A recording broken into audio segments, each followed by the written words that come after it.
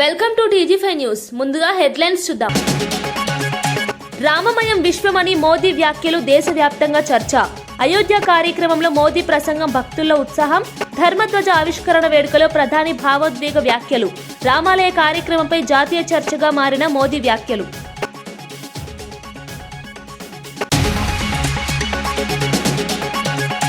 చీరలు రుణాల విషయంలో హరీష్ రావు విమర్శ. మహిళా చీరల పంపిణీపై ప్రభుత్వాన్ని నిలదీసిన హరీష్ రావు. చీరల సంఖ్య తగ్గించారని హరీష్ ఆరోపణ. వడ్డీ లేని రుణాల వ్యవహారంపై హరీష్ విమర్శలు కొనసాగింపు. బతుకమ్మ చీరలతో పోల్చి ప్రస్తుత ప్రభుత్వంపై హరీష్ విమర్శ.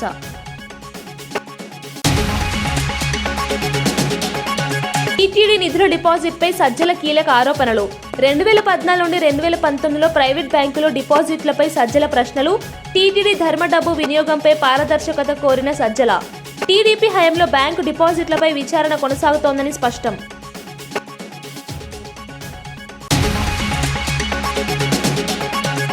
పేద ఇళ్ల నిర్మాణంపై మంత్రి పార్థసారథి హామీ. 2029 నాటికి ప్రతి పేదకు ఇల్లు ఇస్తామని పార్థసారథి హామీ. 3 లక్షల ఇళ్ల పంపిణీ పూర్తి చేశామని ప్రభుత్వం వెల్లడింపు. పరకామణి కేసుపై భూమన స్పందన. పరకామణి కేసుతో తనకు సంబంధం లేదని భూమన స్పష్టం. రాజకీయ ఒత్తిడి వల్లే విచారణ జరుగుతోందని భూమన వ్యాఖ్య. టీటీడీ నిర్ణయాలు నిబంధనల ప్రకారమే చేశానని భూమన హామీ. మాజీ ఎంపీ విజయసాయి రెడ్డి తిరిగి రాజకీయాల్లోకి రానున్నారన్న సంకేతాలు స్పష్టంగా కనిపిస్తున్నాయి. ఇటీవల శ్రీకాకుళం రెడ్డి సంక్షేమ సంఘం సమావేశంలో పాల్గొని 2 నిమిషాల హాజరు కాదు, సూటిగా 2.5 కోట్ల భవనం నిర్మాణం ప్రకటించడం, తన రాజకీయ భవిష్యత్తుపై అవసరం వచ్చినప్పుడు రీ ఎంట్రీ ఉంటుందని వెల్లడించడం చర్చనీయాంశమైంది. ప్రస్తుతం ఏ పార్టీలో లేరని, వైసీపీపై పరోక్ష అసంతృప్తి వ్యక్తం చేస్తూనే భవిష్యత్తులో క్రియాశీలక పాత్రను నిరాకరించలేదు. బీజేపీ, టీడీపీ, జనసేన ఆహ్వానాలను తిరస్కరించగా పవన్ కళ్యాణ్తో 20 దశాబ్దాల స్నేహాన్ని గుర్తు చేశారు. వైసీపీ కాలంలో టీటీడీ బోర్డు సభ్యత్వం, రాజ్యసభ సభ్యత్వం, పార్టీ నెంబర్ 2 స్థాయి వంటి బాధ్యతలు నిర్వహించిన వ్యక్తి కావటం వల్ల ఆయన తదుపరి నిర్ణయం ఏది అయినా కీలకమే. కొత్త పార్టీ అవకాశాన్ని కూడా గతంలో ప్రస్తావించడం ఆయన కదలికలపై మరింత దృష్టి ఆకర్షిస్తోంది. చంద్రబాబు నాయుడు గారితో చేతులు కలిపానని, పవన్ కళ్యాణ్ గారితో చేతులు కలిపానని ఒక్కటైతే మాత్రం చెప్తాను. పవన్ కళ్యాణ్ గారు నాకు మిత్రుడు. ఈరోజు కాదు, ఒక 20 సంవత్సరాల నుంచి మా యొక్క స్నేహం వేరే, రాజకీయం వేరే. నేను ఏ రోజు పవన్ కళ్యాణ్ గారిని ఒక్క మాట అనలేదు, భవిష్యత్తులో అనను కూడా. ఇది నా యొక్క దృఢ సంకల్పమే. ఇక రాజకీయ రంగ ప్రవేశం అన్నటువంటిది పరిస్థితులను బట్టి ఏ రకంగా నేను నిష్క్రమించానో అవసరమైతే తిరిగి రాజకీయాల్లోకి రావడానికి కూడా నేను సిద్ధంగా. బీజేపీ నుంచి కానీ, జనసేనలో కానీ, తెలుగుదేశం నుంచి కానీ, వైఎస్ఆర్సీపీ నుంచి కానీ, కాంగ్రెస్ నుంచి కానీ, కమ్యూనిస్టుల నుంచి కానీ నాకు ఎటువంటి ఆహ్వానం. హైదరాబాద్ సనత్ నగర్ లోని ఈఎస్ఐ ఆసుపత్రిలో ఎమర్జెన్సీ వార్డు పునర్నిర్మాణ పనులు జరుగుతుండగా ప్రమాదం సంభవించి అక్కడ గందరగోళం నెలకొంది. నిర్మాణ పనుల్లో నిర్లక్ష్యం, భద్రతా ప్రమాణాల లోపం కారణమయ్యే అవకాశంపై అనుమానాలు వ్యక్తమవుతున్నాయి. ప్రభుత్వ ఆసుపత్రి కావడంతో రోగులు, సిబ్బంది, కూలీల భద్రతపై బాధ్యత మరింత పెరుగుతుంది. పునర్నిర్మాణం జరుగుతున్న విభాగం అత్యవసర సేవలను అందించే ప్రాంతం కావడంతో ప్రమాదం చిన్నదైనా పెద్ద సమస్యలు తలెత్తే అవకాశం ఉంది. ఘటన అనంతరం అధికారులు పరిశీలన జరిపి బాధ్యులపై చర్యలు తీసుకునే దిశగా అడుగులు వేస్తున్నారు. ఇలాంటి కీలక నిర్మాణాల్లో ప్రమాణాలు పాటించకపోవడం వల్ల భవిష్యత్తులో ప్రమాదాలు మరింత పెరిగే ప్రమాదం ఉందని నిపుణులు హెచ్చరిస్తున్నారు. लेकिन हमें कुछ यश नहीं आया उसमें, तो एक पेशेंट की डेथ हुई है. बाकी उसके साथ और 2 पेशेंट काफ़ी क्रिटिकल है. तो हम कोशिश कर रहे हैं, ऑपरेशंस वगैरह शुरू हो जाएंगे immediately. CT scan, ultrasound, X-rays, बाकी सब ट्रीटमेंट उनको खून चढ़ाया गया है. जितना मैक्सिमम पॉसिबल है ट्रीटमेंट हमने यहाँ पे करने की कोशिश कर रहे हैं. और 2 लोग के अभी तक स्टेबल है. फ्रैक्चर्स मल्टीपल फ्रैक्चर्स है उनमें. హిందూ పోలీసులపై మాత్రమే నియమాలు కఠినంగా అమలు చేయబడి ఇతర మతాలకు మాత్రం సడలింపులు ఇస్తున్నారని ఎమ్మెల్యే రాజాసింగ్ ఘాటు ప్రశ్నలతో ప్రభుత్వాన్ని నిలదీశారు. అయ్యప్ప దీక్షలో ఉన్నప్పుడు పోలీస్ సిబ్బంది సెలవు తీసుకుని మాత్రమే మాల వేసుకోవాలని నిబంధనలు పెట్టడం ఆచారాలకు విరుద్ధమని ఆయన అన్నారు. ముస్లిం పోలీసులకు ఇలాంటి పరిమితులు లేకపోవడం ద్వంద్వ వైఖరికి నిదర్శనమని వ్యాఖ్యానించారు. హిందూ పోలీసులపై ఇలాంటి అదనపు నిబంధనలు మత స్వేచ్ఛను లంఘిస్తున్నాయని, ఇది సమానత్వానికి విరుద్ధమని రాజాసింగ్ తీవ్రంగా విమర్శించారు. దేవోత్థానాలపై ప్రశ్న లేవలెత్తేందుకు గతంలో తనపై కేసులు పెట్టారని గుర్తు చేసుకుంటూ ఇప్పుడు కూడా హిందూ భావాల పరిరక్షణ కోసం పోరాడుతానని చెప్పారు. ప్రభుత్వ విధానాలు పక్షపాతం చూపుతున్నాయో లేదో ప్రజాస్వామ్యంలో దానిపై ఓపెన్ డిబేట్ అవసరం ఉందని ఆయన వ్యాఖ్యలు మరింత చర్చనీయాంశమయ్యాయి. ఒకవేళ జాబ్ లో ఉండి ఆయన అయ్యప్ప మాల వేసుకొని ఒకవేళ డ్యూటీకి వస్తే మేమైతే మెమోలు ఇస్తాము, కావాలంటే సస్పెండ్ కూడా చేస్తామని ఆ విధంగా ఒక ఆదేశం అయితే జారీ అయినది. ఇది ఇప్పుడు కాదు, కంటిన్యూగా ఎవ్రీ సంవత్సరం అంటే అయ్యప్ప దీక్ష సమయంలో అంటే డిసెంబర్, నవంబర్, జనవరిలోనే ఇట్లాంటి ఆదేశాలు జారీ అవుతుంది. చాలా మంచిదే, ఒక రూల్ ఫాలో చేస్తే చాలా మంచిదే కదా. కానీ ఈ రూలు హిందువులకే పరిమిత అవుతుందా? నేను పోలీస్ అధికారులకి అడుగుతున్నా, మా రేవంత్ రెడ్డి గారికి అడుగుతున్నా, హిందువులకేనా ఈ రూలు? ముస్లింలకి ఇట్లాంటి రూలు ఉండవా? రంజాన్ సమయంలో చాలా మంది ఇన్స్పెక్టర్ గాని, ఏసీపీ గాని, కానిస్టేబుల్ గాని, ఎస్ఐలు గాని చాలా మంది రోజులు పెట్టుకుంటారు. మళ్ళా వాళ్ళకి ఫుల్ ఫ్రీడమ్ ఇస్తారు కదా. ఆయన ఏ టైం అయినా డ్యూటీ రావచ్చు, ఏ టైం అయినా మస్జిద్కి పోవచ్చు, నమాజ్ చదవనికి పోవచ్చు, ఇంటికి వెళ్ళిపోవచ్చు, రోజా ఇడవనికి వెళ్ళిపోవచ్చు, ఆయన ఎప్పుడైనా ఏదైనా చేయొచ్చు. ఆయన వాళ్ళకి ఇట్లాంటి రూల్స్ రెగ్యులేషన్ ఎందుకు పెట్టారు? ఇట్లాంటి ఆదేశం రంజాన్ సమయంలో ఎందుకు బయటికి రాదు నేను అడుగుతున్నా. అంటే హిందూ ఫెస్టివల్ ఉంటే, హిందూ పండగలు వస్తే, అయ్యప్ప స్వామి దీక్షా సమయం వస్తేనే ఇట్లాంటి రూల్స్ యాద్ వస్తుందా నేను అడుగుతున్నా.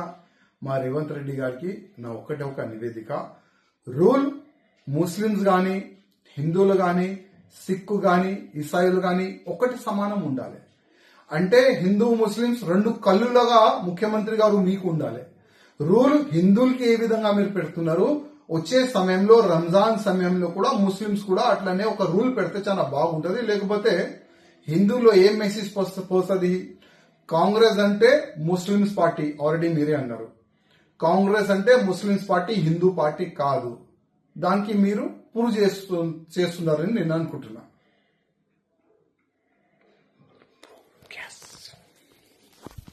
సంగారెడ్డి గ్రామ పంచాయతీ ఎన్నికల నేపథ్యంలో కాంగ్రెస్ నేత జగ్గారెడ్డి నియోజకవర్గ ప్రధాన నాయకులతో ప్రత్యేక సమావేశం ఏర్పాటు చేశారు.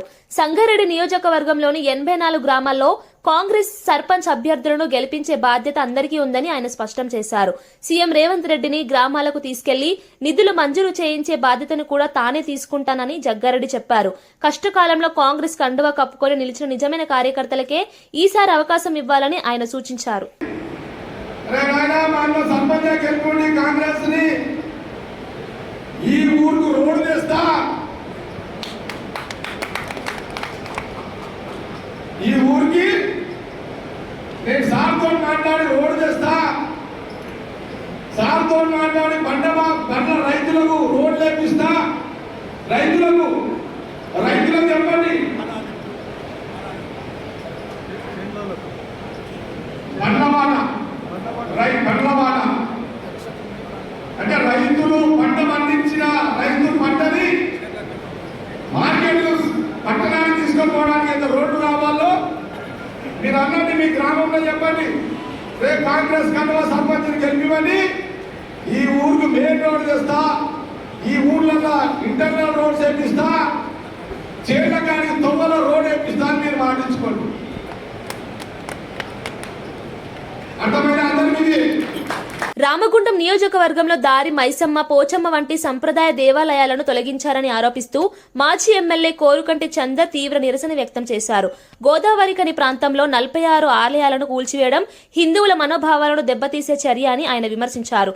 ఈ కూల్చివేతలు ఎమ్మెల్యే రాజ్ ఠాకూర్ ఆదేశాలపై జరిగాయని, దీనిపై ప్రభుత్వం మౌనం ఎందుకు వహిస్తోందని ప్రశ్నించారు. శాంతియుత నిరసన తెలిపిన బీఆర్ఎస్ కార్యకర్తలపై పోలీసులు లాఠీచార్జ్ చేయడం హక్కుల ఉల్లంఘన అని అన్నారు. పూర్వ వైభవం పేరిట చిన్న వ్యాపారులను బలవంతంగా రోడ్డున పడేయడం, సింగరేణి నిధులతో నిర్మించబోయే షాపింగ్ కాంప్లెక్స్ లో వారికి స్థలం ఇవ్వకపోవడం అన్యాయమని చెప్పారు.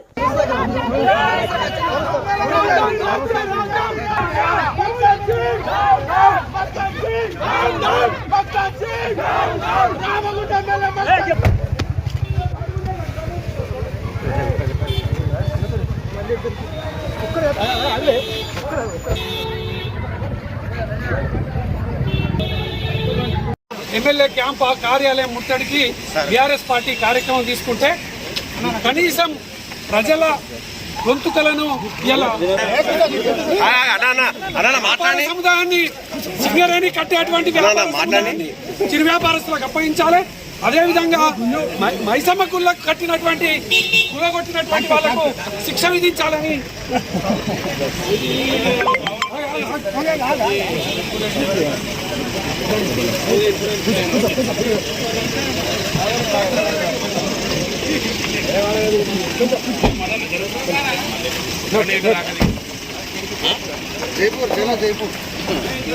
అయోధ్య ధర్మధ్వజ ఆవిష్కరణ సందర్భంగా ప్రధాని నరేంద్ర మోదీ చేసిన వ్యాఖ్యలు దేశవ్యాప్తంగా రామభక్తుల ఉత్సాహాన్ని నింపాయి.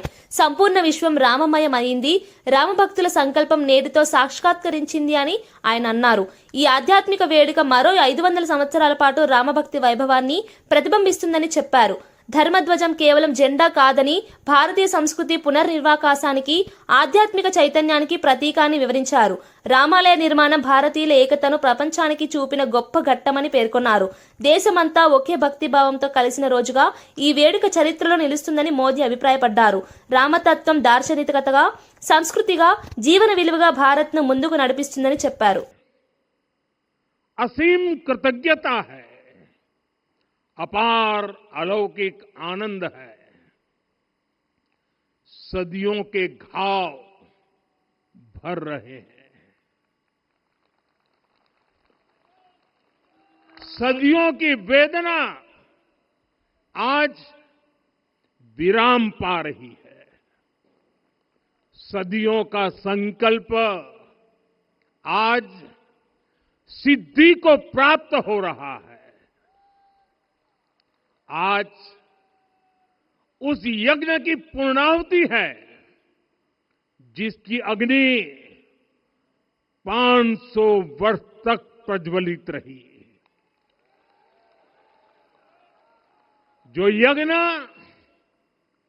एक पल भी आस्था से डिगा नहीं, एक पल भी विश्वास से टूटा नहीं, आज भगवान श्री राम के गर्भगृह की अनंत ऊर्जा, श्री राम परिवार का दिव्य प्रताप इस धर्म ध्वजा के रूप में इस दिव्यतम भव्यतम मंदिर में प्रतिष्ठापित हुआ है।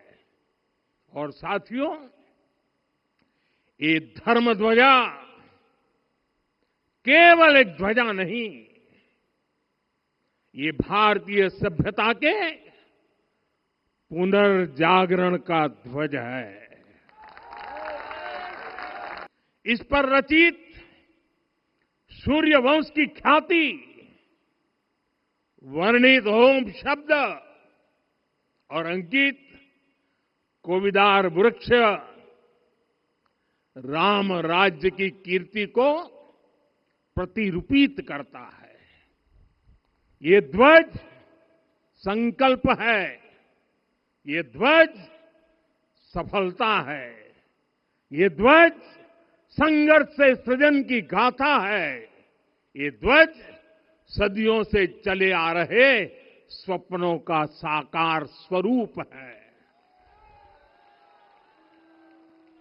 ये ध्वज संतों की साधना और समाज की सहभागिता की సార్థక్ పరిణితి. సిద్దిపేటలో వడ్డీ లేని రుణాల పంపిణీ కార్యక్రమంలో పాల్గొన్న హరీష్ రావు మహిళలకు చీరల పంపిణీపై కాంగ్రెస్ ప్రభుత్వాన్ని తీవ్రంగా నిలదీశారు. బతుకమ్మ సమయంలో కేసీఆర్ ప్రభుత్వం 1,30,000 మహిళలకు చీరలు అందించగా ప్రస్తుత ప్రభుత్వం ఎస్హెచ్జీ గ్రూపుల్లోని 40 లక్షల మందికి మాత్రమే ఇవ్వడం వివక్ష అని అన్నారు. సిద్దిపేట జిల్లాలో 3.83 లక్షల మహిళల్లో కేవలం 1.99 లక్షల మందికి మాత్రమే చీరలు ఇవ్వడం అన్యాయమన్నారు. 2 చీరలు ఇస్తామని చెప్పి 1 మాత్రమే ఇవ్వడం మోసమని వ్యాఖ్యానించారు. పట్టణాల్లో ఎన్నికలు లేనివక్కడ వడ్డీ లేని రుణాలు ఇవ్వకపోవడం రాజకీయ ప్రయోజనాలకే సూచిక అని విమర్శించారు. మహాలక్ష్మి పథకం కింద మహిళలకు నెలకు 2,500 ఇవ్వాలన్న హామీ నెరవేరలేదని గుర్తు చేశారు. వాస్తవానికి కేసీఆర్ గారు ఉన్నప్పుడు పండుగకు బతుకమ్మకు చీరలు వచ్చినాయి. 2 పండుగలు పోయినాయి, వచ్చింది ఒకటే చీర కాదా. 2 పండుగలకు రావాల్సింది ఒకటే వచ్చింది. పోనీ కేసీఆర్ గారు ఉన్నప్పుడేమో 18 ఏళ్ళు నిండిన అమ్మాయి నుంచి అత్తకు వచ్చింది, తల్లికి వచ్చింది, కోడలికి వచ్చింది. కానీ ఇప్పుడేమంటున్నారు, ఓన్లీ SHG గ్రూప్ లో ఉన్న వాళ్ళకు మాత్రమే ఇచ్చారు. మన తెలంగాణ రాష్ట్రంలో అప్పుడు కేసీఆర్ గారు ఉన్నప్పుడు బతుకమ్మ దసరా పండుగ అప్పుడు 1,30,00,000 మందికి చీరలు వచ్చేది. ఇప్పుడు SHG గ్రూప్లలో ఎందరున్నారు? 46 లక్షల మంది మాత్రమే ఉన్నారు. అంటే సగం కూడా వస్తలేదు. అంతే కదా. మీ ఇంట్లో ఇప్పుడు అత్త గ్రూప్లో లేదని అత్తకు వస్తలేదు, బిడ్డ గ్రూప్లో లేదంటే బిడ్డకు వస్తలేదు. ఆనాడు 1,30,00,000 మందికి ఇస్తే ఇవాళ కేవలం 46 లక్షల మందికి మాత్రమే ఇస్తూ ఉన్నారు. పోనీ అవి 2 పండుగలు అవన్న 2 ఇచ్చిండ్రా అంటే ఒకటే ఇచ్చింది.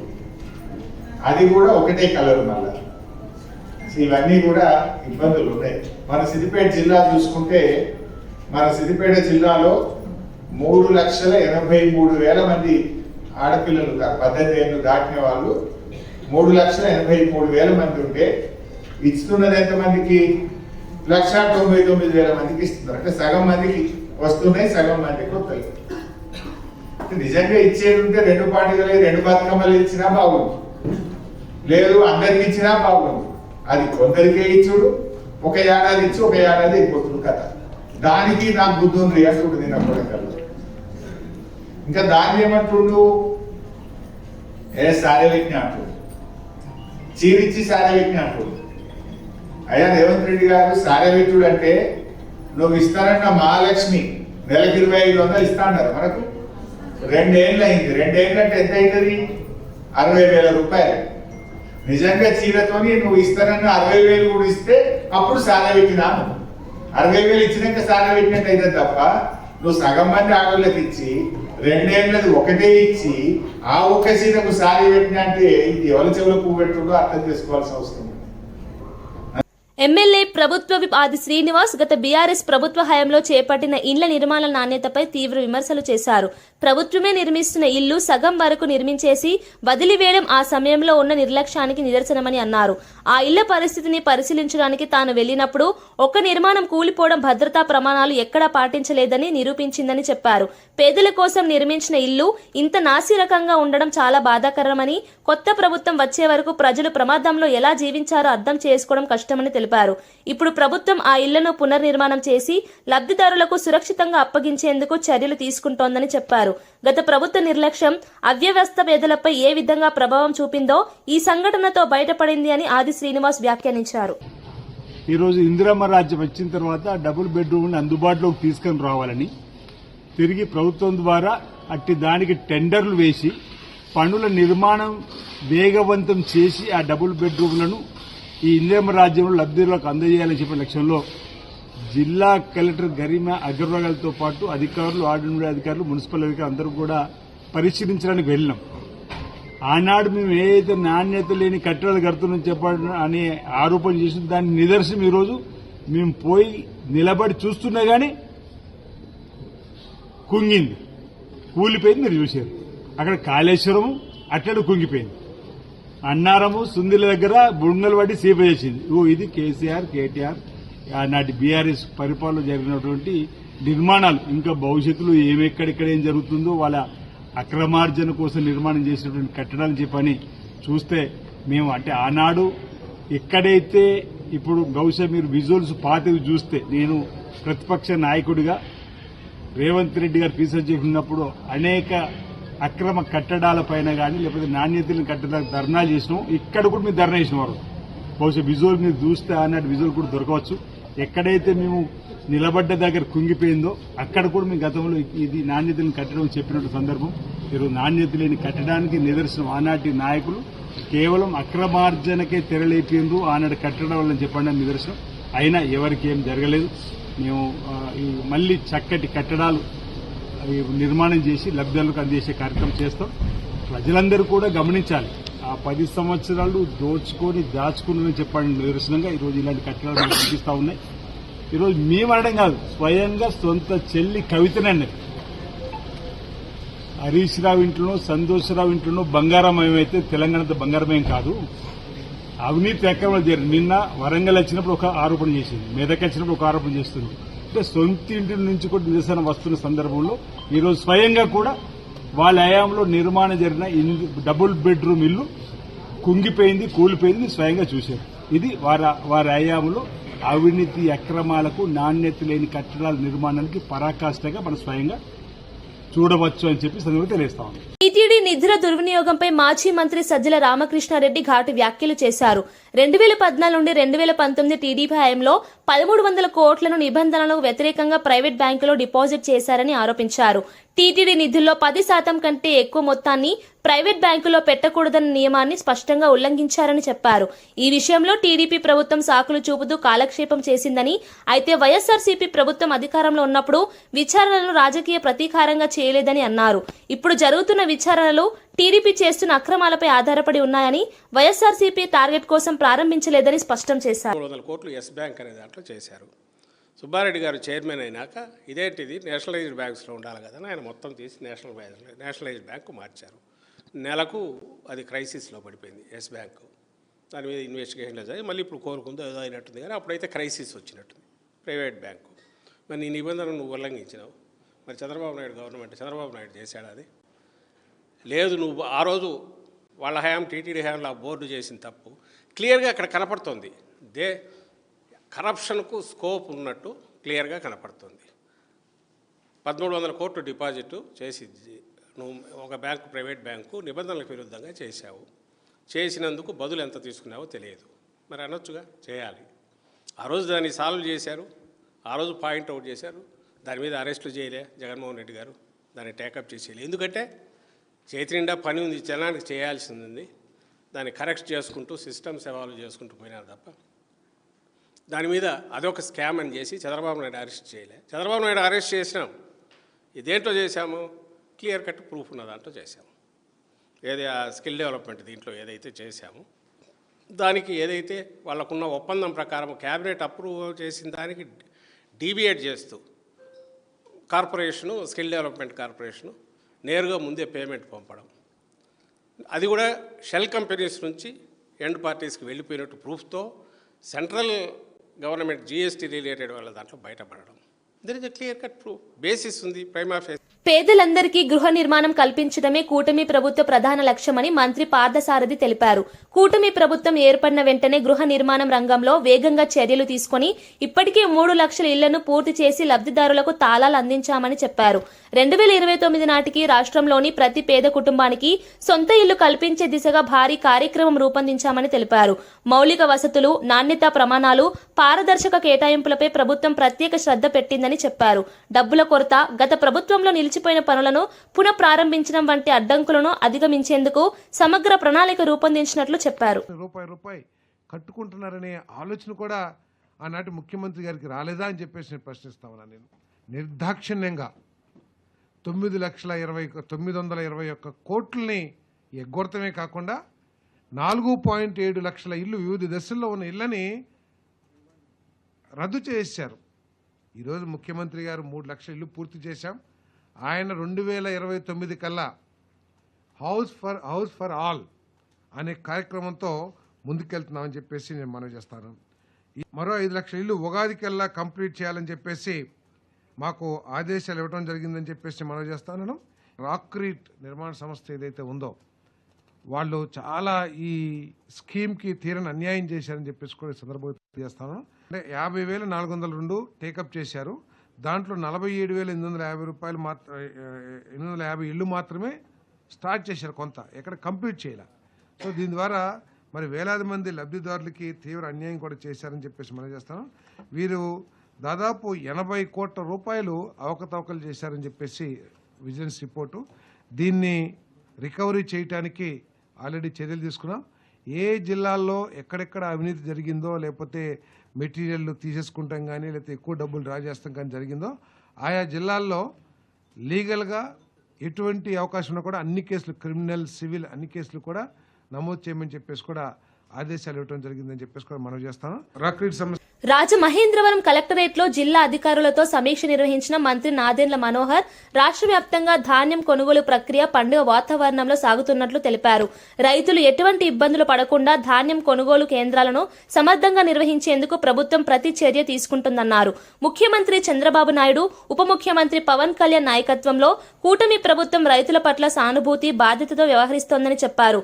ముందస్తు సన్నాహాలు, తక్షణ చెల్లింపులు, రవాణా సౌకర్యాలు, నిల్వ కేంద్రాల ఏర్పాటుతో రైతులకు నమ్మకం కలిగించే విధంగా చర్యలు తీసుకుంటున్నట్లు తెలిపారు. రైతు సోదరుడికి అండగా ఒక భరోసా ఇచ్చేటట్టు మా కూటమి ప్రభుత్వం గౌరవ ముఖ్యమంత్రి గారు చంద్రబాబు నాయుడు గారు, అదేవిధంగా గౌరవ ఉప ముఖ్యమంత్రి గారు పవన్ కళ్యాణ్ గారి నాయకత్వంలో గతంలో ఎన్నడూ లేని విధంగా కొన్ని సంస్కరణలు తీసుకొచ్చి రైతాంగానికి మేలు జరిగే విధంగా అనేక కార్యక్రమాలు చేపట్టాం. మీ అందరికీ తెలుసు, ఎక్కువగా ఉభయ గోదావరి జిల్లాలోను, కృష్ణా జిల్లాలోను మన ప్రాంతాల్లో ఈ రైతులు ఎంతో ఎంతో కష్టపడి ఒక అద్భుతమైన కార్యక్రమం ద్వారా అన్నపూర్ణ లాంటి జిల్లాలని ప్రపంచవ్యాప్తంగా ఒక అద్భుతమైన పేరు తీసుకొచ్చారు. సో అందులో భాగంగా మాకున్న అంచనాల మేరకు సుమారు 4,90,000 ధాన్యం పండుతుందనే అంచనాలకి 4 లక్షల వరకు మేము కొనుగోలు చేయడానికి సిద్ధమయ్యాం మన తూర్పుగోదావరి జిల్లాలో. అందులో భాగంగా ఆల్రెడీ ఈ రోజుకి వచ్చిన సంఖ్య 1,35,000 మెట్రిక్ టన్నులు ధాన్యం సేకరించాం. అంటే సుమారు 400 కోట్ల రూపాయలు ఆల్రెడీ రైతుల ఖాతాలో జమ చేసాం. జమ చేయడమే కాదు, 4-5 గంటల్లోనే వాళ్ళ ఖాతాలో జమ చేస్తాం. ఇది అద్భుతమైన కార్యక్రమం చేపట్టాం. ఇంకా కొంచెం లోతుగా సమీక్షించుకొని చిన్న పొరపాట్లు ట్రాన్స్పోర్ట్ విషయంలో కానివ్వండి, గోను సంచుల విషయంలో కానివ్వండి, రైతులు ఎక్కడ కూడా కష్టాన్ని ఎదుర్కోకూడదు. ఇన్ని రోజుల నుంచి వాళ్ళు ఏ విధంగా ఒక బిడ్డను పోషించినట్టు పంట జాగ్రత్త చూసుకున్నారు. రాబోయే రోజుల్లో కూడా ప్రభుత్వం నుంచి మేము అందించే ఈ వెసులుబాటుని వాళ్ళకు ఉపయోగపడే విధంగా కార్యక్రమం చేస్తున్నాం. రైతు సహాయ కేంద్రాల్లో కూడా మా సిబ్బందికి చక్కగా వాళ్ళకి ట్రైనింగ్ ఇచ్చాం, యంత్రాలు మార్చాం. ఎక్కడ కూడా తేమ శాతంలో పొరపాటు లేకుండా ఒక నమ్మకంతో టీటీడీ పరకామణి చోరీ కేసులో సిఐడి విచారణకు హాజరైన మాజీ చైర్మన్ భూమన కరుణాకర్ రెడ్డి ఈ కేసుతో తనకు ఎలాంటి సంబంధం లేదని స్పష్టం చేశారు. నక్కకు నాగలోకానికి ఉన్నంత దూరం ఉంది అంటూ తాను ఈ వ్యవహారానికి పూర్తిగా దూరమని పేర్కొన్నారు. రాజకీయ ఒత్తిడితోనే లోకేష్ ఈ విచారణను ముందుకు నెడుతున్నారని విమర్శించారు. తాను టీటీడీ చైర్మన్ గా ఉన్న సమయంలో ప్రతి నిర్ణయం నిబంధనలకు అనుగుణంగా తీసుకున్నానని, పరకామణి వినియోగం భద్రతా వ్యవస్థలు కూడా పారదర్శకంగా నిర్వహించామని తెలిపారు. తనపై వేస్తున్న ఆరోపణలు రాజకీయ ప్రేరేపితమైనవని, నిజం ఎప్పటికైనా బయటపడుతుంది. హైదరాబాద్ రాష్ట్ర రాజకీయాల్లో మరోసారి భూ కుంభకోణ ఆరోపణలు వేడెక్కాయి. సీఎం రేవంత్ రెడ్డి ఒక్కటే దెబ్బతో అదానీ, అంబానీ స్థాయిని మించేలా 5 లక్షల కోట్ల భూ స్కెచ్ వేసినట్లుగా ఆరోపించిన బీఆర్ఎస్ వర్కింగ్ ప్రెసిడెంట్ కేటీఆర్ తీవ్రంగా విమర్శించారు. ఈ ఆరోపణలతో రాష్ట్రంలో ఇద్దరు ప్రధాన వర్గాల మధ్య మళ్లీ మాటల యుద్ధానికి నాంది పలికింది. నాడు తెలంగాణ ఉద్యమంలో ప్రజలను చైతన్యం చేసినట్టు ఇప్పుడు అవినీతి అరాచకాలపై కాంగ్రెస్ సర్కార్ చేస్తున్న చర్యలను ప్రజలు గమనించాలని కేటీఆర్ సూచించారు. ముఖ్యంగా రాష్ట్ర భూములు, వనరులు ప్రమాదంలో ఉన్నాయని, ఈ సమయంలో విద్యార్థులు అప్రమత్తంగా ఉండాలని ఆయన పిలుపునిచ్చారు. చిన్న చిత్కా కుంభకోణం కాదు, 4 లక్షల నుంచి 5 లక్షల కోట్ల కుంభకోణం. రేవంత్ రెడ్డి గారి మనమడికి మునిమనమడి పుట్టేదాకా, వాళ్ళ మునిమనమడి పుట్టేదాకా ఆయన డోక లేకుండా అదానీ, అంబానీ ఒకటే దెబ్బల క్రాస్ కావాలన్న చక్కర్లా ఇవాళ రేవంత్ రెడ్డి గారిని స్కెచ్ చేసింది. మరి దీని మీద మాట్లాడకపోతే, దీని మీద కొట్లాడకపోతే, దీని మీద పోరాటం చేయకపోతే రేపు ఇక ఎలక్షన్లు ఉండవు, ఏముండవు, కొనుక్కునే ఉంటుంది. మొత్తం నిలబెట్టి మనిషికి 1 లక్ష రూపాయలు వాడేసి కొనేస్తాడు రేవంత్ రెడ్డి గారు. ఇది జరగబోతున్న పరిణామం. ఇది ఎలక్షన్ వదిలేయండి, రేపటికి మీకు హైదరాబాద్ లో క్యాంటీన్ వెళ్దామంటే జాగా దొరకదు. చూడు, ఇవాళ ఫుట్పాత్ మీద వ్యాపారం చిన్న ఇడ్లీ బండి నడుపుకుంటోని, సమోసా బండి పెట్టుకునేమో హైదరాబాద్ దందని కొడుతుంది.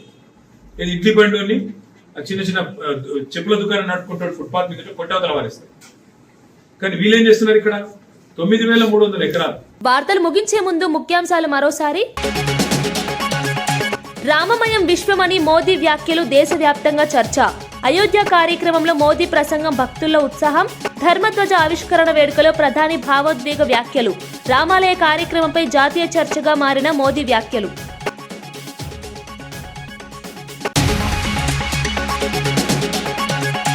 చీరలు, రుణాల విషయంలో హరీష్ రావు విమర్శ. మహిళా చీరల పంపిణీపై ప్రభుత్వాన్ని నిలదీసిన హరీష్ రావు. చీరల సంఖ్య తగ్గించారని హరీష్ ఆరోపణ. వడ్డీ లేని రుణాల వ్యవహారంపై హరీష్ విమర్శలు కొనసాగింపు. బతుకమ్మ చీరలతో పోల్చి ప్రస్తుత ప్రభుత్వంపై హరీష్ విమర్శ.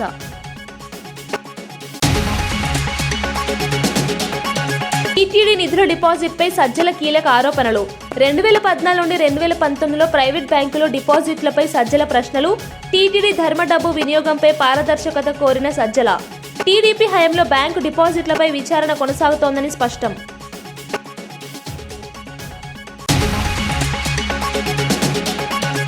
పేద ఇళ్ల నిర్మాణంపై మంత్రి పార్థసారథి హామీ. 2029 నాటికి ప్రతి పేదకు ఇల్లు ఇస్తామని పార్థసారథి హామీ. 3 లక్షల ఇళ్ల పంపిణీ పూర్తి చేశామని ప్రభుత్వం వెల్లడింపు. పరకామణి కేసుపై భూమన స్పందన. పరకామణి కేసుతో తనకు సంబంధం లేదని భూమన స్పష్టం. రాజకీయ ఒత్తిడి వల్లే విచారణ జరుగుతోందని భూమన వ్యాఖ్య. టీటీడీ నిర్ణయాలు నిబంధనల ప్రకారమే చేశానని భూమన హామీ. ఇవి ఈనాటి వార్తా విశేషాలు. మరో బులెటిన్లో మళ్ళీ కలుద్దాం. నమస్కారం.